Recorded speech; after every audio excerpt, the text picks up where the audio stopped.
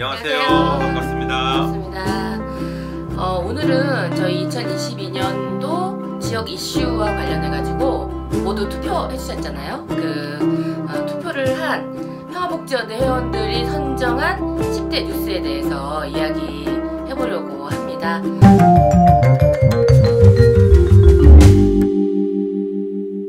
그 전에 저희 지난번에 수도권 매립지 관련해가지고 영상 드렸는데 관련해서 한바탕 소동이 났어요. 그렇죠. 네, 그 얘기 좀 나누고 시작해볼까요? 네. 네. 지난지 며칠 안 됐죠?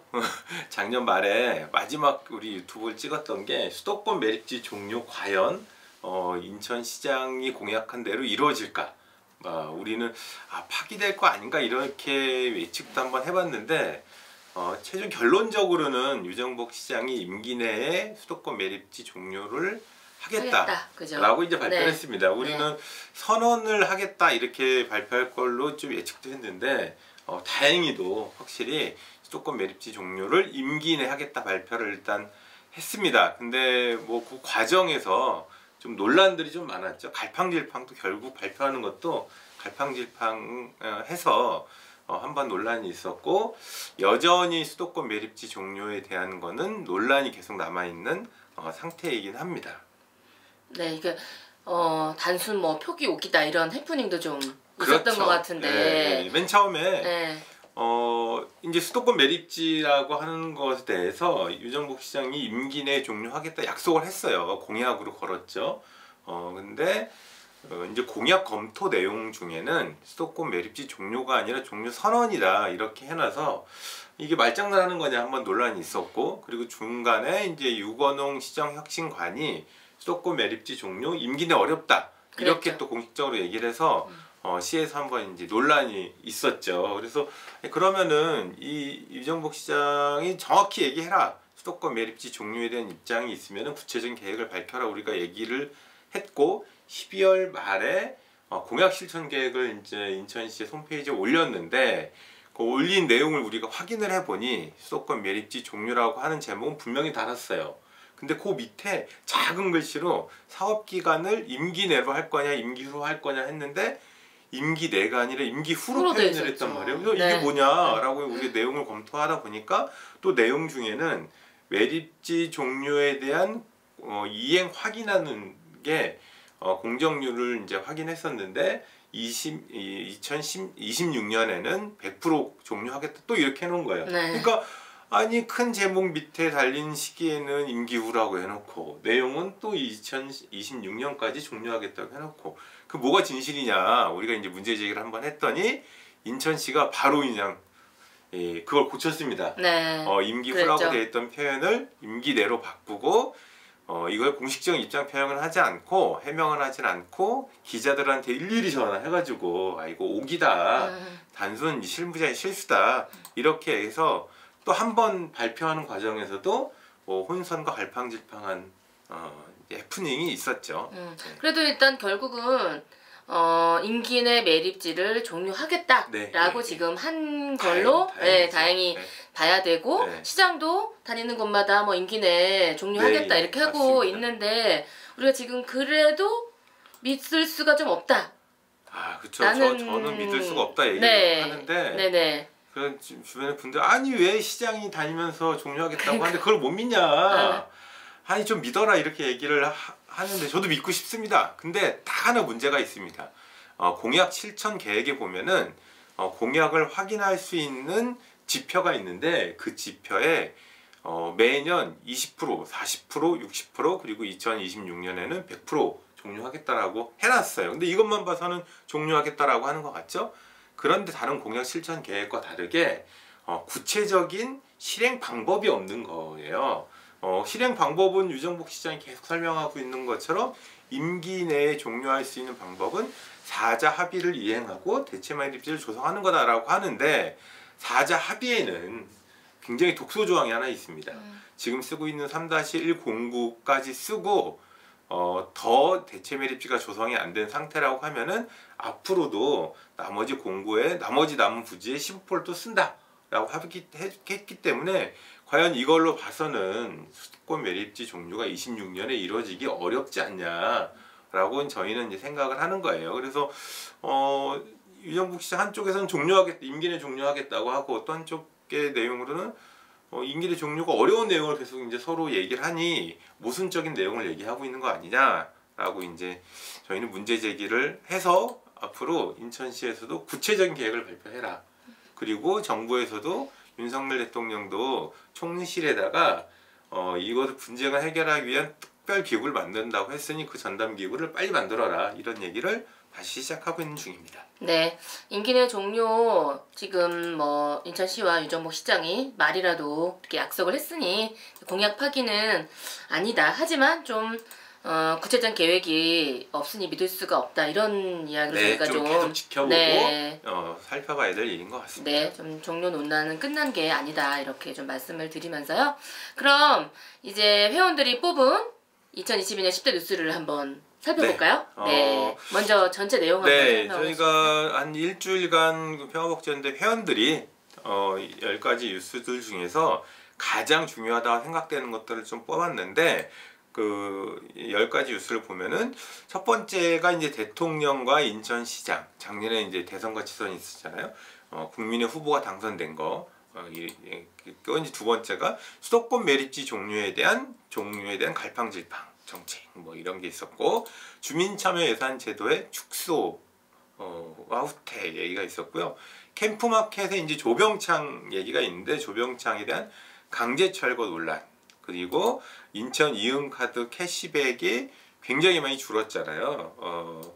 이건 캐시백에 대한 개혁과 지급 개편 발표, 그리고 인천의료원 반환 미군기지에 제2의료원 추진하겠다라고 하는 내용, 그리고 인천 상륙작전 기념사업을 국제기념사업화 하겠다, 대규모 예산 증액을 한 내용, 전임 시정부의 정책에 대해서 대규모 폐기 정책이 나타나는 거, 그리고 복지 사각지대 사망 사건과 관련된 부실 대응, 그리고 영웅 석탄 화력 조기 폐쇄 요구, 대신에 이제 10차 전력 수급에는 반영이 안 된 거, 그리고 복지기준선 전담 직원 폐지 등 복지기준선 후퇴, 남촌 일반산업단지 반대와 재추진, LH 부동산 투기 사태와 인천 지역 공직 부동산 투기와 관련된 논쟁, 뭐 이런 얘기들을 저희가 이제 홍보를 했고, 회원들이 여기에서 이제 우선순위를 선택을 한 바 있습니다. 네, 그러면 중요하다고 생각하는 뉴스는 어떤 거였나요? 1위가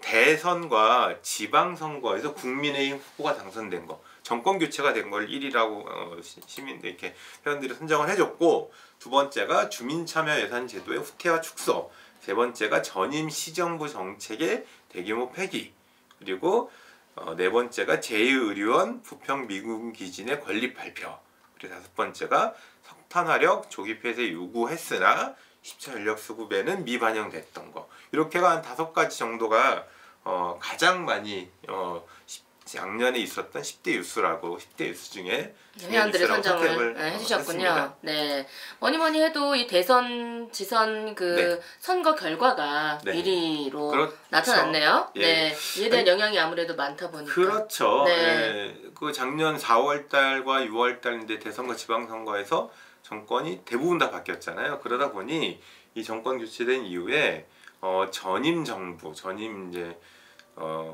중앙정부와 전임 시정부의 정책들이 대부분 평가되고 다시 이제 뭐 파기되는 뭐 이런 과정들이 있었습니다.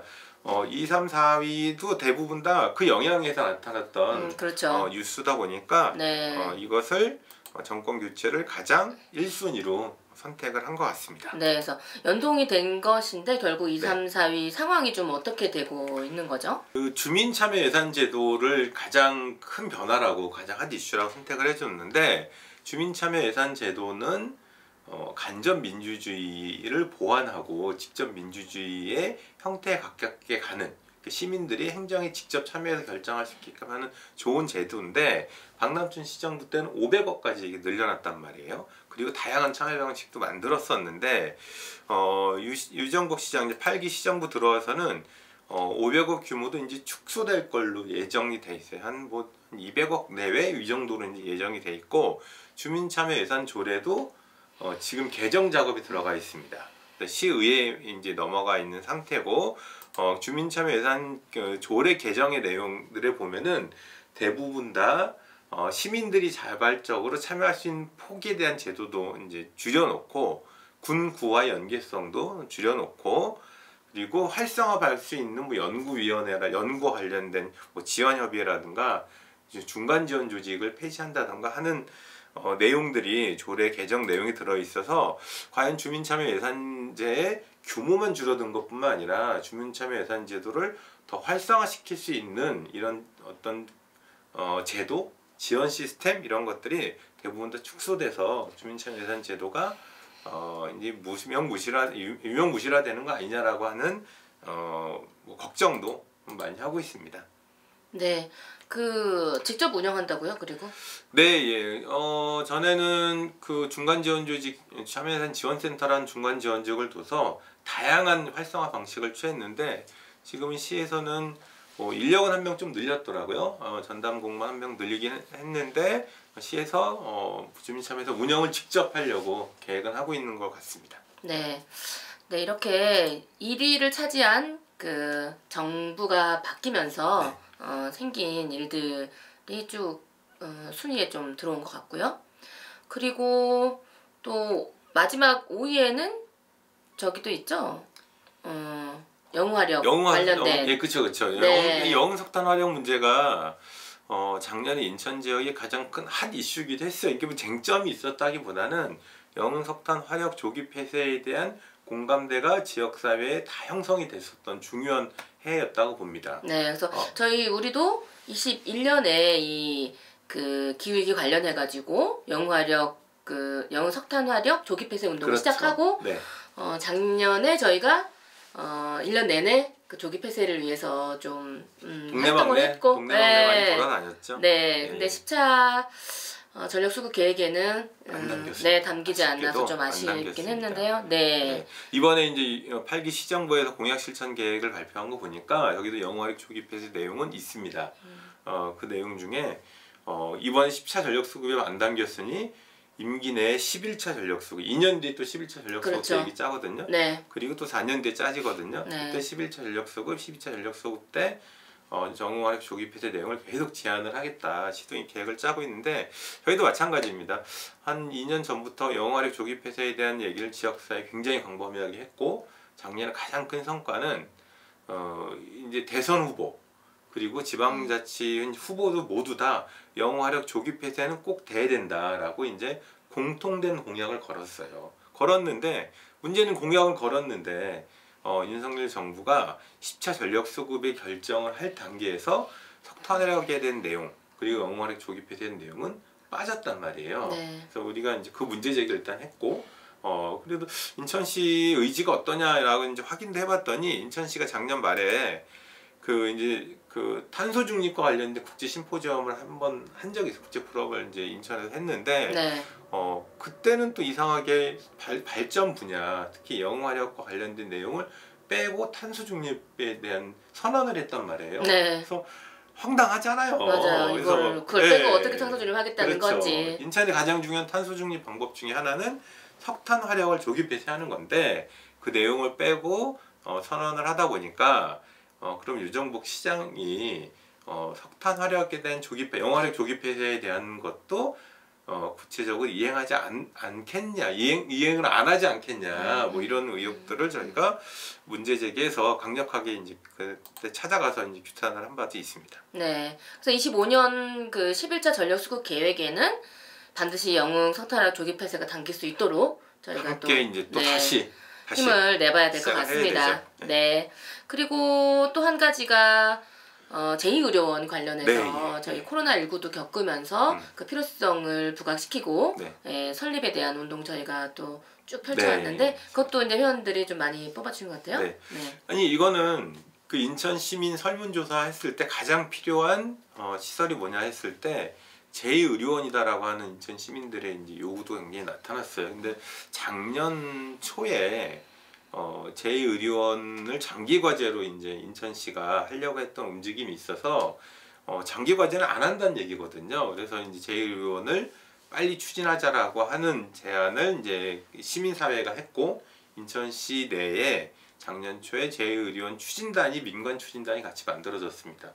그래서 추진단이 만들어진 이후에 설립 추진에 대한 연구 용역을 이제 실시를 했습니다. 이제 선거 과정에서 그 연구 용역을 했고, 선거 끝나고 난 다음에 연구 용역 내용이 이제 발표가 됐는데, 이제 중간 단계까지 왔어요. 중간 단계까지 왔던 거는 연구 용역에서 부지 선정과 관련된 거를 이제 발표했습니다. 네. 인천시에서 발표했는데 그 위치가 다들 놀랍게도 부평 미군기지, 반환대 부평 미군기지의 A 구역이라고 하는 곳에 제2의료원을 건립하겠다. 네. 이렇게 발표를 해서 이것도 한번 또 파장이 일었죠. 뭐 찬반 논쟁도 지역사회에도 있기는 있었는데 뭐 그쪽에 이제 만들어질 것 같고 민원성 내용들이 아직 있긴 하지만 앞으로 제2의료원은 부평 미군기지 내로 추진될 가능성이 이제 높아져 있습니다. 네, 그렇군요. 그리고 또 작년 말에 이태원 참사와 네. 같은 안타까운 일이 또 있었잖아요. 그래서 요 부분은 뭐 5위 안에 이렇게 선택이 되진 않았는데 관련된 상황이나 계획과 관련해서 네. 이건 빼먹고 갈 수 없는 뉴스여가지고 저희가 한번 이 최근 상황을 말씀드리고 같이 보시는 분들이 앞으로 이태원 참사 진상규명 활동에 함께 해주셨으면 좋겠다라고 해서 이 내용을 한번 소개할까 하는데 어제 오늘 사이에도 굉장히 좀 논란이 됐던 것 같아요. 지금 국회에서 진행되고 있는 국조위, 이태원 참사 국조위가 이제 7일이면 끝나는데 네. 일단 연기하기로 합의는 했어요. 네. 연기하기로 합의를 했는데 국조위 과정에서 뭐 관련된 관계자들이 나와서 뭐 발언을 하는 거나 내용을 보면은 책임은 있대 책임질 수 없다 이런 얘기들이 이제 모순된 얘기를 하다 보니까 굉장히 분노를 이제 사고 있습니다. 그리고 12월 중순에 이태원 참사의 이제 직접적인 피해자인 유가족들이 가족협의회를 만들었고요. 이제 시민사회도 진상규명 활동을 본격적으로 하겠다라고 해서 시민대책위를 출범을 했고 이제 12월 달부터 이제 시민들과 촉불을 이제 하고 있는 중입니다.